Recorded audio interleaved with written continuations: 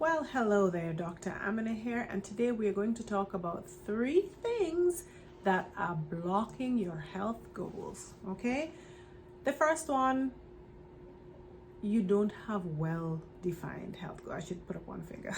The first thing is that you either have no health goals, right, or your health goals are poorly defined, right?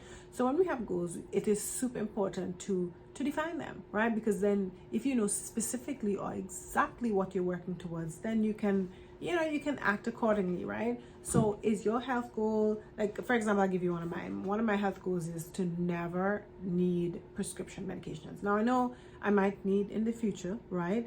And if that happens, so be it. I'll cross that bridge, right?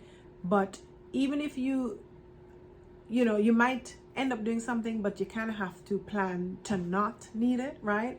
And so that's where having that specific goal comes in. So everything I do when it comes to my health and well, should I say, when it comes to my lifestyle and so on, I do things so that I don't get to the point where I am ill and need prescription medication. Now that's my specific goal, right?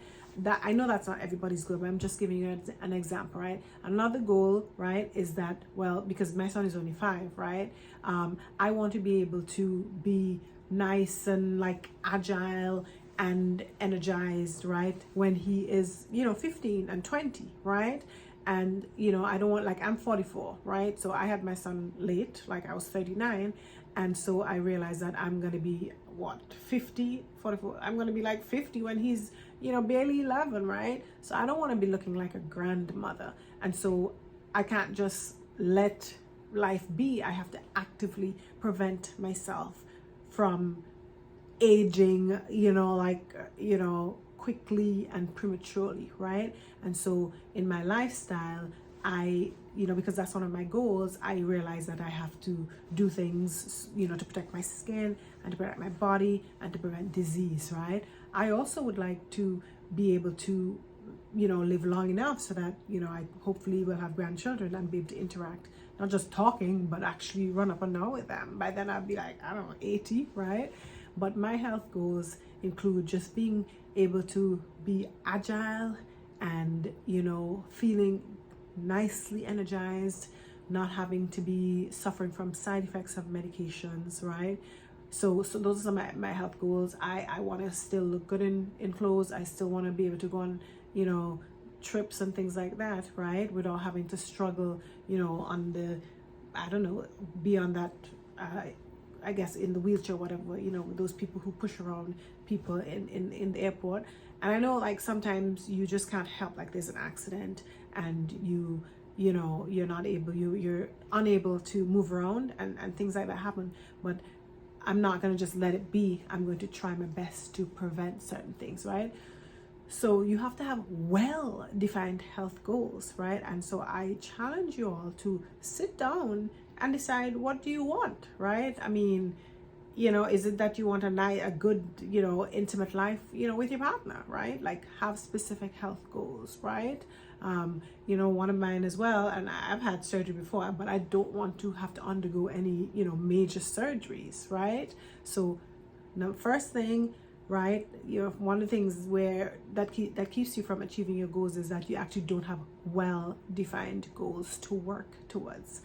The second thing is expecting to be sick. Like, if you expect, and it's kind of an extension from what I just said, but if you just expect that, oh, as I get old, I'm gonna get sick, I'm gonna be on medicine. Everybody in my family who's old had developed high blood pressure, most of them developed diabetes, they had to be, on all these medicines, and so, oh, it's gonna happen to me, right? If you expect to be sick as you get older and sicker and sicker, you're gonna be sick, because that is what you're attracting to yourself, right? You expect it, so it's almost like you're working towards it, right? Rather than if you expect not to be sick, right? And so you do everything you can to repel that, to move away from that, right? So please stop expecting to be sick.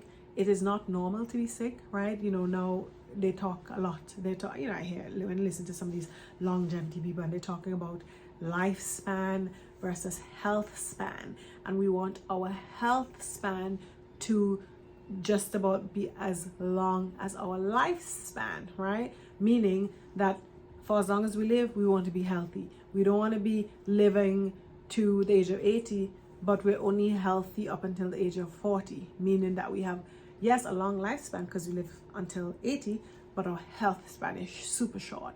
And half of our life is spent sick, right? Because we were well until we're 40, and then when we got to be 40, the bottom fell out, and we developed high blood pressure, diabetes, heart disease. But then there's a lot of technology and drugs and things like that, and devices to keep us alive. And so you kind of hobble on year after year, decade after decade. But for the last 40 or last 20 years of your life or so, you spend it half of the time in healthcare institutions, taking lots of medicines, suffering from side effects, suffering from interactions, having things changed here and there, dealing with, whatever complications, right? That's not the kind of life you should expect, because that kind of life is actually not normal, but you literally have to work towards having that healthy life, right? So please don't expect to be sick, because being sick is not normal and it's not natural, okay? And you can live that full life where you are healthy for most of it, but you have to work towards that, all right?